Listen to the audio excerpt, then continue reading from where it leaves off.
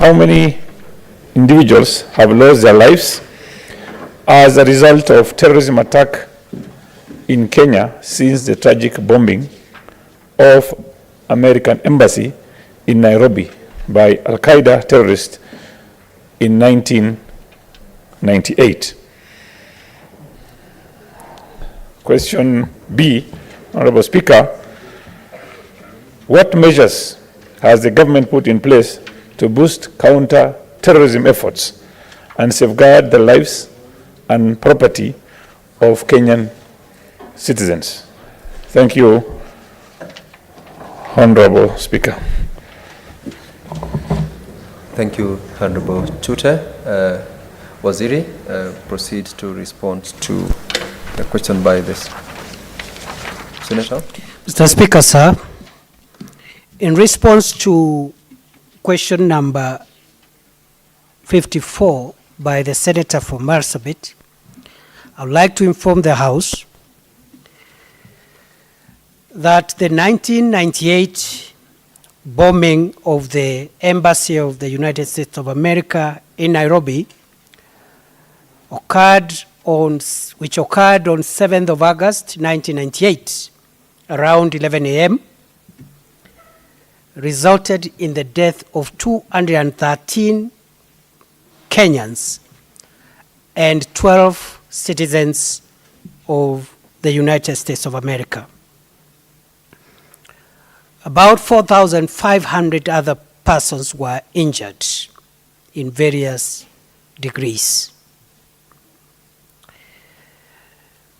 Our police agencies, the DCI, together with international agencies and American security agencies, have been involved in investigations, in the consequence of which arrest of several suspects have been done in Kenya, while arrests have also been done outside Kenya. One of the main suspects was Harun Fazul, who has never been arrested. The investigations reveal that this attack was perpetrated by Al-Qaeda, a group calling itself Al-Qaeda, and the planning was done in Khartoum, Sudan. The main planner in the attack was Mr. Harun Fazul, a citizen of the Republic of the Comoros, who had obtained a Kenyan national identification card fraudulently, and his acquisition of the Kenyan ID had been facilitated by government officials who were later charged in court. Mr. Speaker, sir, on the morning of the attack, Harun Fazul, together with others, drove a vehicle-borne improvised explosive device, VBIED, into the U.S. Embassy, causing the above-named or mentioned fatalities and serious infrastructural damages. The motive of the attack was to hurt American interests in the region, as they also attacked the American embassy in Dar es Salaam, Tanzania. It was orchestrated by Al-Qaeda terrorist organization led by Mr. Osama bin Laden, who is now dead. Mr. Speaker, sir, since 1998, U.S. embassy attack, approximately 500 lives have been lost through terror attack in the country. This includes the 213 fatalities of the 1998 attack, 201 Kenyans and 12 Americans, 67 people who died at the attack at Westgate Mall, in 2014, the Garissa University attack in 2015 that led to the death of 148 persons, the Dusit attack in 2019 in Nairobi that led to the death of 21 civilians and 5 attackers, or 5 suicide bombers. And then the other numbers is a collection of the various civilians and members of the National Police Service and the Kenya Defence Forces who have died as a result of IED attacks in the war against terror in northeastern Kenya and Lamu County. Honorable Speaker, the following measures have been put in place to boost counter-terrorism efforts and safeguard the lives and property of the people of Kenya. First, the government has set up the Anti-Terrorism Police Unit, ATPU, which continues to do a fantastic job in thwarting the threats of terror on a continuous basis. The government has also established the National Center, the National Counter-Terrorism Center, to deal with research and also identification of terror threats, and also to deal with radicalization and countering radicalization, which is the main recipe for terrorists and the breeding of terror. We also have set in place a joint terrorism task force. Likewise, Kenya has a very robust financial reporting center whose mandate, among other things, is to track inflows and outflows of financial resources into our financial system. And occasionally, this financial reporting center has helped us to detect finances destined to the financing of terrorism, and we've been able to apprehend those resources. The government has also set up a modern Coast Guard, under the Kenya Coast Guard Services Act of 2018 or 2015. And therefore, the Coast Guard is helping at bay. Other than that, the government has established the Transnational Organized Crime Unit at the DCI and the Asset Recovery Agency, so that resources that are frozen on suspicion of being destined to finance terror are seized and forfeited to the Asset Recovery Agency. The government has also established a personal identification secure comparison and evaluating system in immigration services, PISIS, which has worked very well, and we are at the process of even upgrading the PISIS system with a modern API stroke PNR, Advanced Passenger Information stroke passenger name record system, including other upgradings that we want to do at Jomo Kenyatta International Airport and other main ports of entry to ensure that we keep terror at bay and we can be able to detect the movement of terrorists even before they start their journey into Kenya from wherever they are. This is what the PNI, the API stroke PNR will do. But at the moment, the PISIS system has helped us big time. The other measure that we've taken, Honorable Speaker, is continuous training and deployment of specialized form units within the National Police Service. The main unit being the Special Operations Group, SOG, which continues to do a fantastic job in the fight against terror. And increasingly, we shall be using more of the same specialized units in the fight against hardcore banditry. And that is what has helped us stabilize places like Baragoi, which were notorious for banditry for a very long time. And going forward, the deployment of these specialized units will go a long way in eradicating banditry, even as we fight terror. We actually are of the opinion that the evolving forms of banditry are moving towards the definition of terrorism. And we've already registered successes in Baragoi and the Kolowa Bridge area between Tiati and Elgeyo Marakwet. And we'll apply more of these specialized units even in the fight against banditry, chronic banditry. We also have the QRU, the Quick Response Unit, GSU, ASTU, which is the Anti-Stock Theft Unit, and others.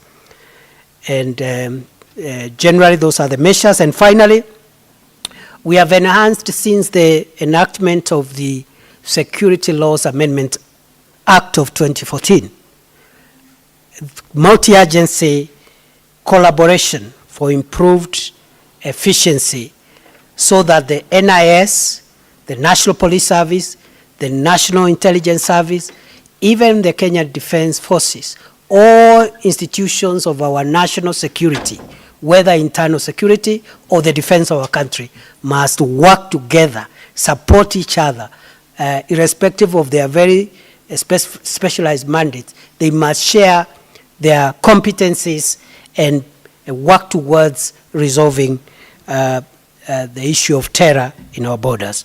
So we are making good progress so far in terms of institutional arrangements, in terms of legislation. The following are the legislative measures that has helped us to be able to control the threat of terror. One is the Proceeds of Crime and Anti-Money Laundering Act, which was lastly amended 1 month ago. Those amendments, some of them, will have great positive results in terms of the fight against terror.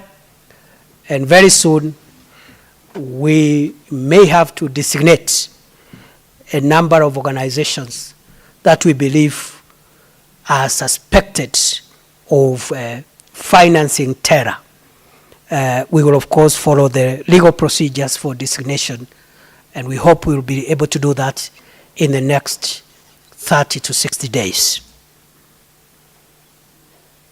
We have the Prevention of Terrorism Act, POTA, which has also helped us big time to be able to even detain hardcore suspects of terror longer than necessary to be able to process them within the law. We also have the Security Laws Amendment Act of 2014, the amendments to the Anti-Narcotic Drugs Act, amendments to the Refugee Act, amendments to the NGO Act, amendments to the Firearms Act, Cap 114, to control the proliferation of small arms and light weapons, amendment to the Kenya Citizenship and Immigration Act, to make it impossible for foreigners to infiltrate our country and cause terror. We have also enhanced local and international collaboration and partnerships through the multi-agency task force, especially through the Joint Terrorism Task Force. We have enhanced information sharing mechanism. We have enhanced financial regulation by the Central Bank of Kenya. We have also enhanced the deployment of modern technology in policing, including the use of Integrated Command Center, that is the IC3, the use of drones increasingly, especially now with the police modernization, equipment modernization program, and also facial and motor vehicle recognition capabilities. So, Honorable Speaker, the American fatalities and Kenyan employees of the U.S. Embassy affected by the bombing incidents were compensated, while no such consideration was given to the other Kenyan. And I know I'll be appearing before a committee set up by this House on this subject, I think in the next few days. So if I can be spared, because already this House is seized of the matter, and I've already given them a date when we'll appear and for interrogation on this matter of the Kenyans who were never compensated after the bombing in 1998. Allow me as I end just to add one extra matter, which is not part of my written statement, which is our continuous engagement in the fight against terror. Terror poses an existential threat to our country. We have all seen what has happened in the Middle East. One small gap in the fight against terror can have devastating effects. So we are not leaving anything for chance. We are concerned with the situation right now in Northeastern. I want to promise the country I will spend more time in Northeastern in the coming days and weeks, because we must bring back the situation and contain the situation that is evolving in that part of our country.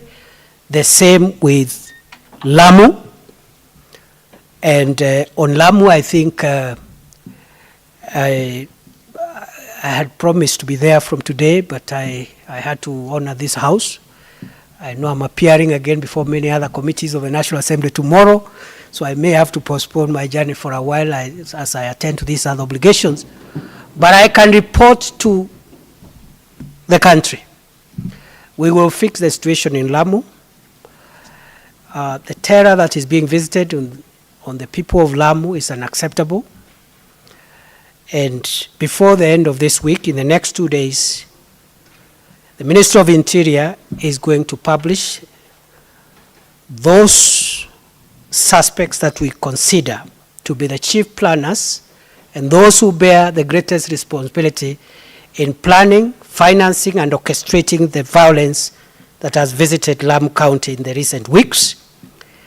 And we will be calling on the people of Kenya to give us information, and we will reward information. We will reward financially information that can help us apprehend those dangerous criminals. In the alternative, we will be giving notice to those criminals to surrender to the authorities, to the nearest police station, to the nearest military camp, to the nearest government office within a given time frame. And we are going to do that announcement before Friday. In the alternative, if they do not surrender, we will look for them and we will find them. And when we find them, we will do what we must. Thank you, Honorable Speaker. Thank you very much, Honorable CS, for your very elaborate questions. Honorable members, we are 14 minutes outside the time allocated for this particular question. That means we might have to lose out on the other business of the House. From my dashboard, members, I have got 10 requests. You will dislike the chair today, but for good reasons. I will only allow Senator Chute if there is any very burning supplementary question. But for the rest of the members, I'm afraid that the discretion that I will take is to facilitate us to transact the other business of the House that is pending, and it's ahead of us. I know we have got very important questions to the CS. The CS is available for us, not only today. He is available to us and to the House to answer to our questions. So to save time, Senator Chute, if you have any burning supplementary question directed to the CS, and we shall close at that, I'll give directions once your question is responded to by the CS. Thank you, Honorable Speaker. I have 2 questions, very quick ones. One I'll give to Haji. The other one is a very quick one. First of all, let me... Senator Chute, I have given directions. You cannot give out time without it. So ask your supplementary question. One question. Okay, let me ask that question, Mr. Speaker. First of all, let me thank the CS for the elaborate answers, and also thank the CS for the new border post in Ileret. Thank you very much, Honorable CS. My question, Honorable CS, last week, the Minister for Defense was before this House, And he said any soldier that is killed in line of duty is paid 5 million Kenya shillings and I'm guided. Thank you very much. 4 million shillings and 50,000 US dollars if any officer dies in outside this country. Honorable Speaker, I would want to ask this, the CS, if a police officer dies in line of duty, when in Kenya or outside Kenya, how much money? But by the way, the CS defense said, within the first 30 days, they'll be paid 4 million shillings. When it comes to a police officer, how much are you paying a police officer within that first 30 days? And my other question on a CS is, have you ever thought of employing Morans and people in northern Kenya and upper eastern, those who are not educated, as police officers? Have you ever thought of recruiting those people so that the banditry issue, the menace we are having in those areas, can be controlled and curtailed? If so, if you have that plans, when are you going to execute or start? Thank you very much, Honorable Speaker. Honorable CS, kindly respond to those supplementary questions. Honorable Speaker, under the medical insurance scheme of the National Police Service,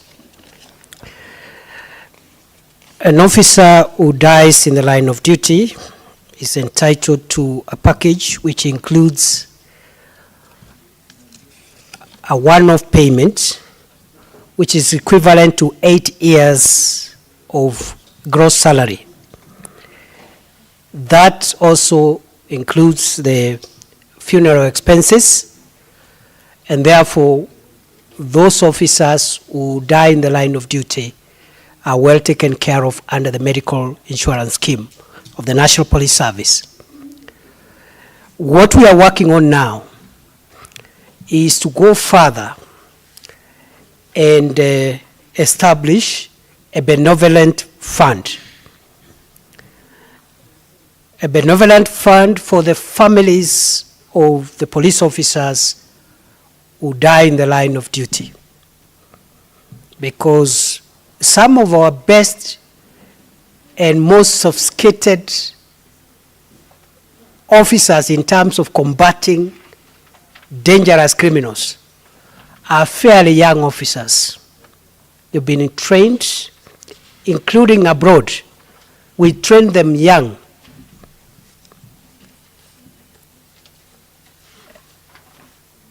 And we are going even to graduate a few more next week.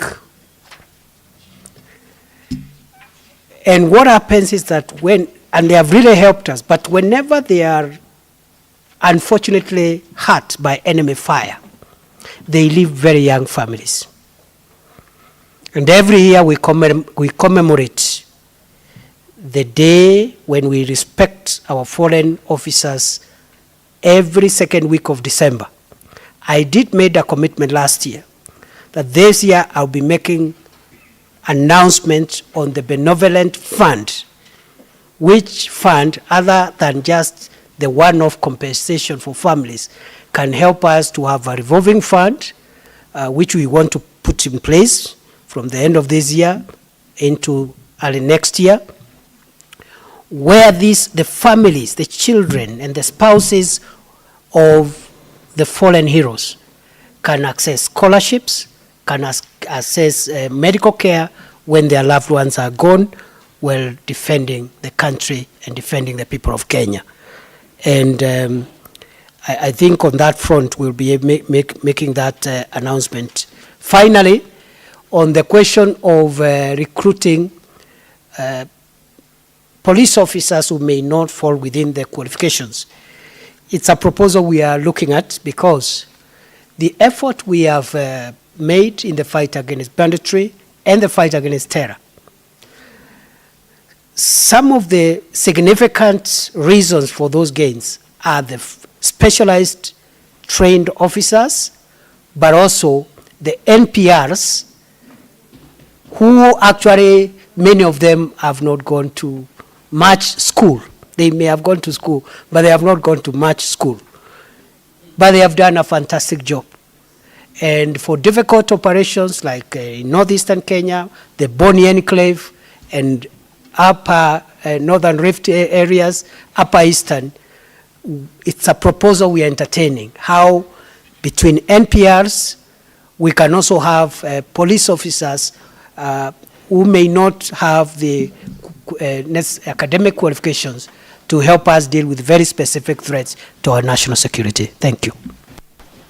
Thank you very much, Honorable CS. Honorable members, I would like to ask you to permit me to end this question time on that note and appreciate the CS. I still have got members who really need to ask questions, but as I said, the CS is available to us, he's available to this House, he's committed not today but before that he's going to take priority to attend to this House to respond to the questions.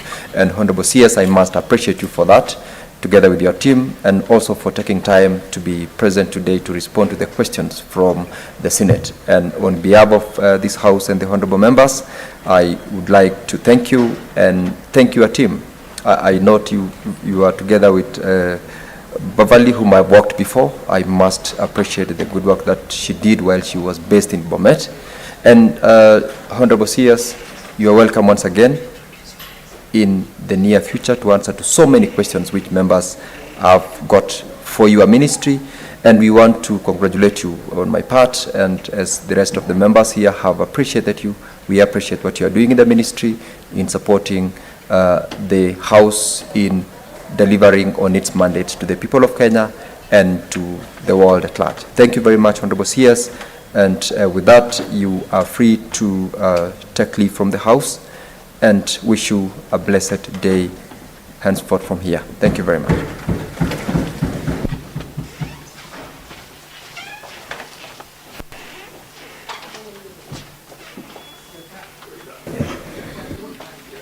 Okay, honorable members, we have got the next set of questions to CS for Sports, Honorable Namamba. He's being ushered in, so let us also be available. Senator Chute, I believe, and Cherargei, the people with questions. All right.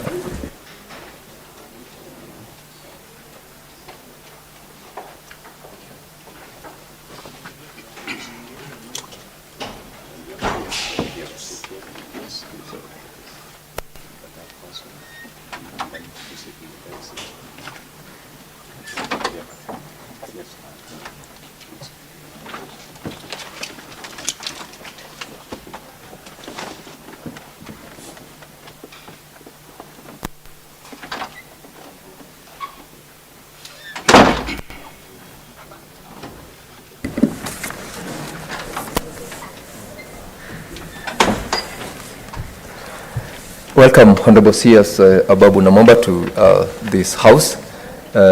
We are sorry we've kept you for a little while, but it is because your colleague, Professor Kindiki, was here to answer to the questions that were also expected of him. Thank you for honoring to appear today, and in a short while I'll call upon the members who've got questions to immediately take. I'm seeing honorable members. I believe these are requests with regards to the previous questions, but then there is an intervention. What is your point of order, Senator Cherargei? So, Speaker, I don't know why the mics are not working today. No, they are. I believe just you had requested, you had intervened. Approach the. Thank you. Thank you, Mr. Speaker. Sir, just on a point of order, understanding order one. On 21st August 2023, the Cabinet Secretary of Youth, Sports and Arts did write a letter on 21st August 2023 to the Speaker of National Assembly and the Speaker of the Senate, which is you. And in that letter, Speaker Sir, he indicated that he wanted to ask to to answer the questions made by the leader of my majority in the National Assembly, Kimani Ichung'wah, and of course, doing badly misspelling my name, Honorable Simon Cherargei. I don't know who is that, but let me assume it is me. It should be Samson Cherargei, Nandi Senator, which statement purposed to cast aspersions on the Ministry of Youth Affairs. So, Speaker, it was copied to, I don't want just to go to, copy to the Chief of Staff, Felix Kosgei, Senate Majority Leader, Senator Aaron Kipkirui Cheruyot, Majority Leader, National Assembly, Kimani Ichung'wah, Chairperson of Labor and Social Welfare, Julius Murkor, Honorable Dan Wanyama, Chairperson Sports, and of course, Senators, myself, yours truly. My question, Chair, would it be, is it in order for the CS to purport to direct to the Senate to come and answer question? I hope, I thought Parliament, there is a modus operandi on how Parliament operates. And this is the first time ministry that a Cabinet Secretary is directing you to come and answer questions. Mr. Speaker, is it in order, will the CS for neatness of engagement withdraw this letter, or do we want to stand by it? Because our modus operandi is we have mechanisms of invitation and engaging Cabinet Secretaries, among others, Mr. Speaker. Would it be in order that he withdraws this letter? Thank you, Chair. Thank you, Speaker. Thank you, Senator Cherargei, about that letter. I'm just also making inquiries as to the letter itself that could have been submitted to the Office of the Speaker. But, Honorable CS, you are the originator of the letter. Do you want to comment on it now before the questions are asked so that we deal with that intervention? What is your point of order, Senator? Mr. Speaker, thank you very much for this opportunity. Mr. Speaker, this is a question time, and it's supposed to be my question time now. And Honorable Cherargei is taking, we don't have much time, you know. Senator Chute, Please. I take note of that. It was an intervention, so you will get your time. Thank you, Mr. Speaker. Thank you very much. Honorable CS. Thank you, Mr. Speaker. Honorable Senators. Honorable Speaker, the correspondence that the Honorable Senator Cherargei refers to indeed is correspondence from myself, my ministry. And it was correspondence that was conveyed in good faith. Just for purposes of disclosure, this correspondence did come up when I appeared before the National Assembly, and I did indicate to the National Assembly that it was done in good faith, and I would have no problem at all in this House similarly to withdraw the same, Honorable Speaker, if that is the direction of the House. Very well. So the letter stands withdrawn. Did I hear you well, CS, that you're withdrawing the letter from the record of this particular House? You had right, Honorable Speaker. Very well. Thank you very much. So that letter, Honorable Cherargei, and for purposes of record, stands withdrawn. So we will then proceed to question number 51. Question number 51, Senator for Marsabit, Senator Mohammed Said Chute. Proceed to ask your question to the Honorable CS. Thank you very much, Honorable Speaker. My question is question 051. I'll start with question A. Could the Cabinet Secretary furnish the Senate with information regarding the tender process for the construction of Marsabit Stadium, indicating the total number of contractors that submitted the bids, who won the award, and the total value of the award bid?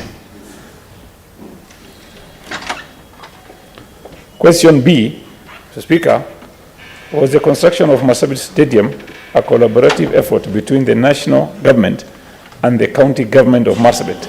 And if so, could the Cabinet Secretary provide details of the prospective financial contributions made by each government? C, Honorable Speaker, could the Cabinet Secretary provide an update on the status of construction of stadium and indicate the expected date of completion, as well as any significant milestones achieved in the project so far? Thank you, Honorable Speaker. Thank you very much, Honorable Tutor. Honorable members, before I allow the CS to respond, as earlier on directed, we shall also stand by the directives earlier on given, so that we spend a maximum of 40 minutes in the questions to the CS. We have got only 2 questions, so I will still limit the number of members and supplementary questions that will be asked on the CS. And this limitation is because of the business that the House is expected to transact within the day. So, Honorable CS, kindly also in your response, directly get us to the answers to the question the Honorable Member has requested today. Thank you. Thank you, Honorable Speaker. Let me first of all appreciate the opportunity granted to our ministry to come shed light on these issues. And right from the outset, let me quickly also inform this Honorable House that this Marsabit Stadium is one among a number of stadia that stalled about 3-4 years ago, in 2019 to be specific. The other stadia, including Wote Stadium in Makueni, Karatu Stadium in Kiambu, Ruringu Stadium in Nyeri, Kipchoge Keino Stadium in Uasin Gishu, and Kamarin Stadium in Elgeyo Marakwet County.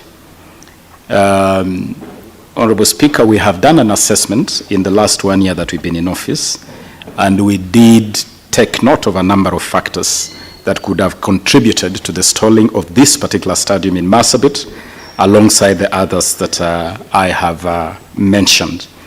And those factors included difficulties, what we can call haphazard and coherent selection of projects, project prioritization which had challenges, and not taking time to ensure that as you prioritize a project, you actually have sufficient funds to finance that project, as is the requirement. And based on this assessment, Honorable Speaker, the ministry has made 2 important interventions, which I would invite the House to take note of. Number 1, we invited the Auditor General to conduct an audit to empirically determine the cause for the stalling of these projects, given that a significant sums of money were spent on these projects. And indeed, I can confirm to this House that that audit is going on. Marsabit Stadium, alongside these other stadia, are being audited. And the progress report we have is that the audit should be concluding anytime soon. The second intervention we made, Honorable Speaker, is that we took time to prepare a comprehensive sports infrastructure master plan. And I'm pleased to inform this House that today, for the first time in the history of Kenya, the country now has a substantive, comprehensive, well thought out master plan to guide the development of infrastructure in sports and the creative industry. We are convinced that within this master plan, we should be able to complete Marsabit Stadium and the other stadia that are stalled. Because this master plan has 3 pillars: sorting our international level stadia, making sure that our regional stadia are of the required standard, and then investing heavily in community grounds, including academies. Allow me now, Honorable Speaker, to go to the specific question raised by the Honorable Senator Shute. We have information that has been supplied by Sports Kenya. Honorable Speaker, Sports Kenya is the agency that is responsible for sports facilities in the country. And the information we have is that this particular project was undertaken under the Public Procurement and Disposal Act 2025. It is started with an advertisement inviting the tender, and this advertisement was put on the website of Sports Kenya. And then at the closure of the advertisement, assessment was then done in accordance with that law. And we have provided the details of how the 7 bidders were assessed. And the 7 bidders were Prestige Remote Land, Arid Lands Construction Company Limited, Themas Construction Company Limited, Funan Construction, Frontier Engineering, Benissa Limited, and Parbat Siani Construction Limited. Upon assessment, a decision was taken by the evaluation committee that this project be awarded to the lowest bidder. And in this case, it was Benissa Limited, who bid at 295 million Kenya shillings, 236,215 shillings. And therefore, this project, Honorable Speaker, Honorable Senators, was awarded to Benissa Limited. And from the information we have on record, that was in line with the Public Procurement and Disposal Act of 2015. And that decision is on record. With regard to the second question as to whether there was partnership between the county government of Marsabit and the national government, the answer is yes, that the county government did have a share of the whole project, and the investment was principally around the VIP pavilion, what is called in the project details as the Western Stand in the project details.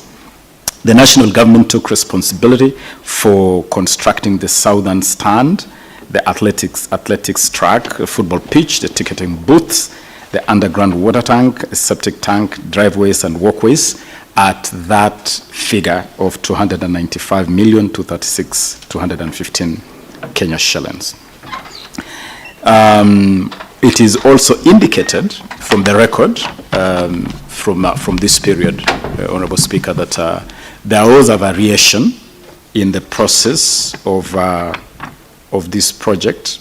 This variation was apparently necessitated by the need to increase seating capacity and the need to finish the subbase of the athletics track using concrete rather than marram as initially projected in the project design.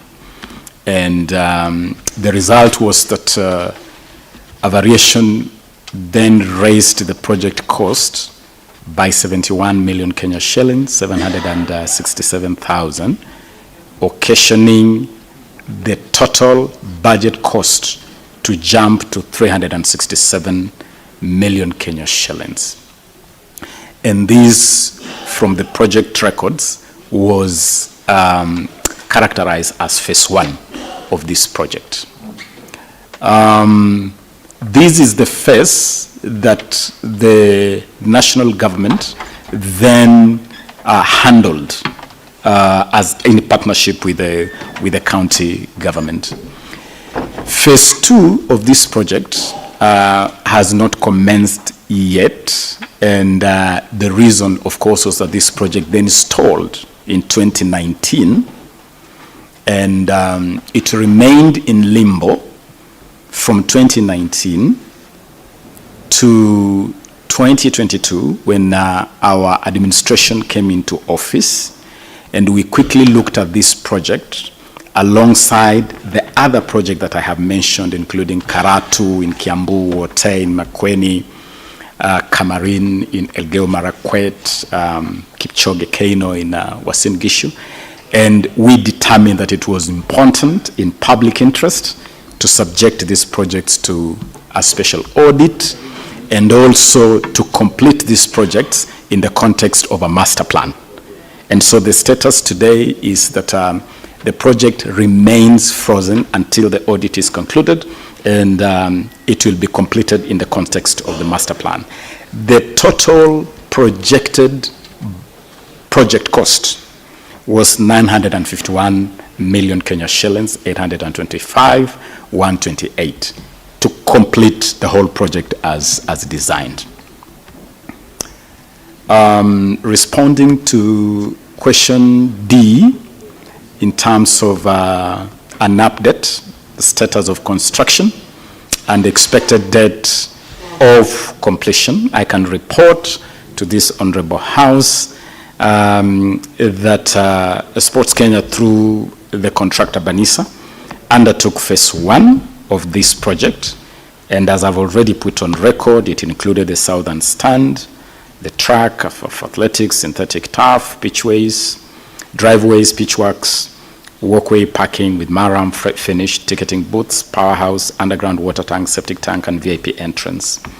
It is reported from the project record that there was failure with the borehole that had been sunk to supply water for watering the pitch. And apparently a decision was then made by the board of Sports Kenya that the grass pitch, or what was initially planned as the grass pitch, should subsequently be changed to an artificial football turf. And as I've already indicated, Honorable Speaker, this project has been subjected by the ministry itself to a special audit, and that special audit, as well as the sports infrastructure master plan that the ministry has developed, will guide completion of this project. Indeed, I have attached in my submissions, the file that I have attached, I've submitted to the House, Honorable Speaker, the very last attachment is a letter from myself dated January 11th, 2023, and a referenced request for a special audit of infrastructure projects and programs at the Ministry of Youth Affairs, Sports and the Arts. And I wrote that letter to the Auditor General. Indeed, I handed this letter to the Auditor General myself in person. And the purpose of that letter was to invite the Auditor General to look at a number of projects and programs which had challenges and where we needed the Office of the Auditor General to guide.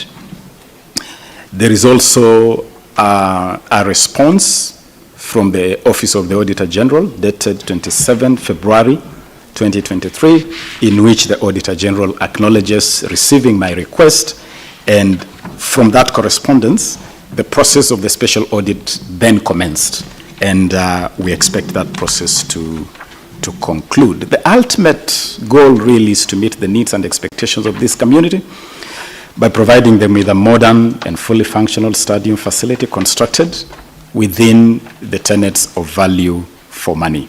We will continue to provide progress updates. As soon as this special audit is concluded, we have every intention as a ministry to complete this particular stadium alongside other stalled projects that are on record here, because public funds have already been expended, and in the context of our very robust, very progressive, transformative agenda under the bottom-up economic transformation agenda for sports and the creative industry, we believe completing these facilities will be useful in realizing the bottom-up economic transformation agenda. I submit, Honorable Speaker.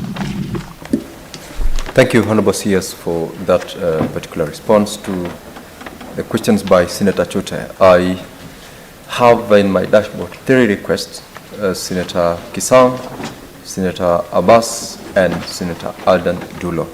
I will ask, yes, Majority Leader, what's your point of order? Apologies, Chair. Give me mic. Apologies, Chair. Ordinarily, it is within your space to guide the House, but I have noted in the morning, when you give members the opportunity to seek supplementary questions,